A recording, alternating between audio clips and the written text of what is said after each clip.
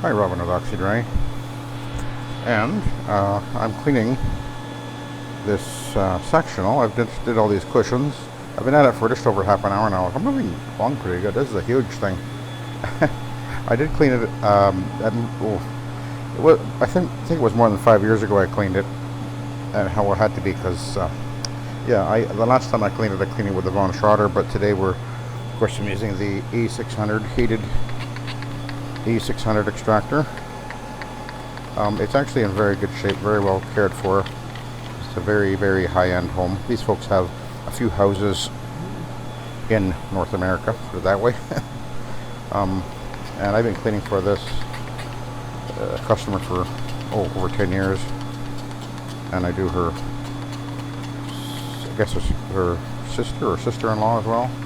They live in a very high-end spot here in Kelowna. But anyway, so this is a rayon cotton fabric. It's very thick, as you can see, and corduroy style. So that's what I put on there with some Von Schroeder blue label, which is a neutral pH. One thing I wanted to point out, by the way, is the PMF tool, which I really prefer to use almost always. This one has obviously got the acrylic head, but one of the reasons I like it is, well, it's very ergonomic, and I like using it. It's just easy to handle, good for detailing, doesn't overspray at all. The other reason is you can see if the tip gets clogged, which they will from time to time, so I have a little guitar string which I carry with me and keep it in a very safe place, and once in a while you have to clean out the jet in there. But the nice thing about the clear head is you can see if it gets clogged. Now I do have the pressure adjusted on this machine, and anyway, we're going to go around the perimeter here. It's really not a very soiled fabric at all.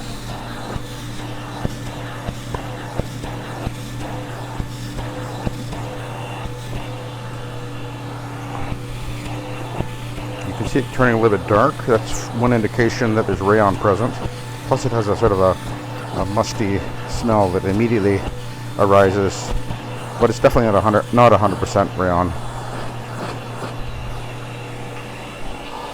And as I say, I've cleaned this before,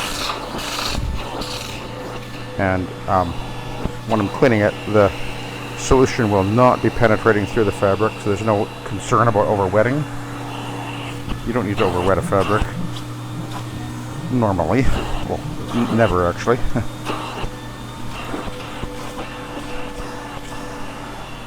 But one of the keys is making sure that you're very, very even with your dragging your tool across.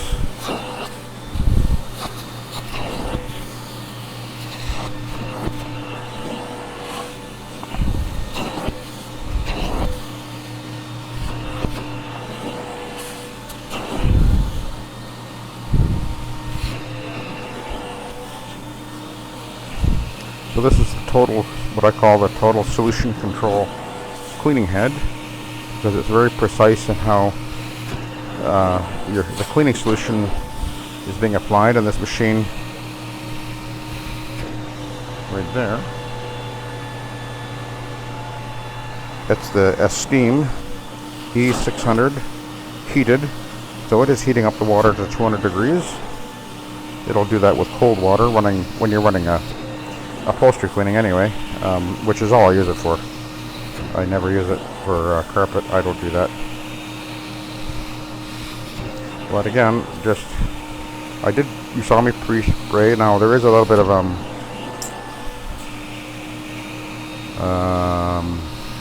Revive Rocket in the tank. I've got about 1 ounce per gallon, and there's a little bit of CaO2 in there.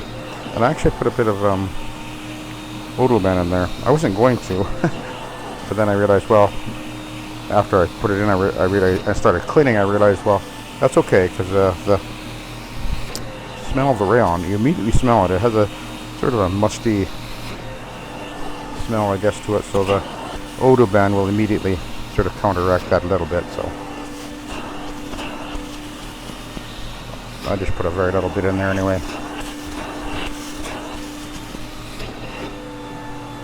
And you know, as I say, I'll leave that there for a sec.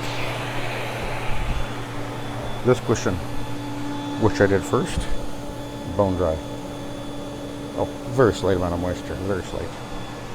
So that was half an hour ago or less.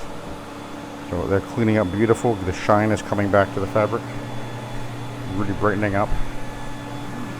Flip it on the other side.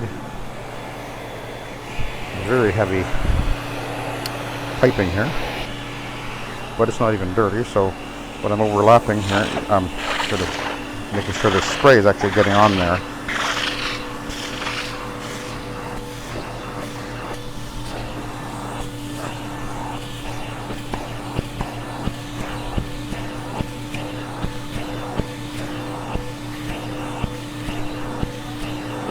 I actually, for some strange reason, really like doing furniture. It's very time consuming, or can be, especially something of this size, but I don't care. I actually really like doing it. I know a lot of guys don't, but anyway, I like it.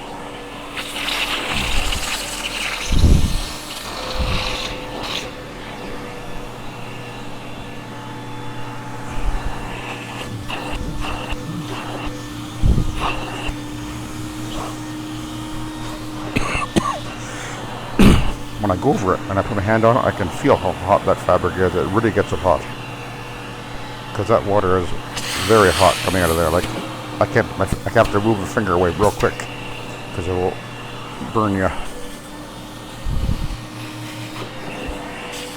You can actually see the shine reappearing here as I go, and I'm going with the corduroy, the cords, I guess we'll call it.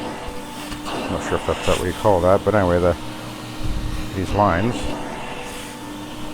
And then to make sure I know where I'm at, I typically will leave my finger up there, see? So that I ensure that when I start up again for the next pass, I just overlap it a little bit. That's all you need to do. Now, every fabric and furniture that you do, you know, you're going to be adapting yourself as you go. So this isn't like, here's how you do it in every single case, but use your noggin when you're doing these things, but understand that you really want to make sure that you do a nice even job. And sometimes I'll do chopping.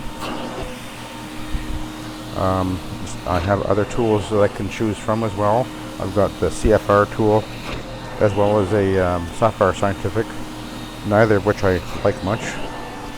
You know, a lot of the guys like the Sapphire Scientific, but I find it way too clumsy, and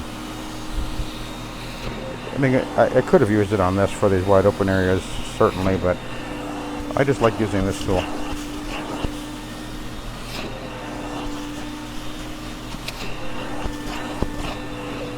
Okay, now we flipped it already, so just got to do this side, and this will be the last of the back cushions. When we do a couch like this, a sectional couch, you do want to charge good money for it, because it can take a long time. I can spend 3 hours or even longer on a big sectional, and sometimes I get some great big ones.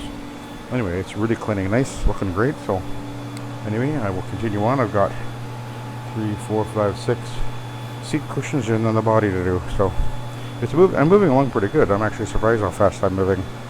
But there's no really visible soiling on it. This thing's pretty old. It's at least 10 years old. It's fading out a little bit over here from the sun, of course. But anyway, there you go. Thought you might find that interesting. I will continue on. Thank you for watching. Have a good day.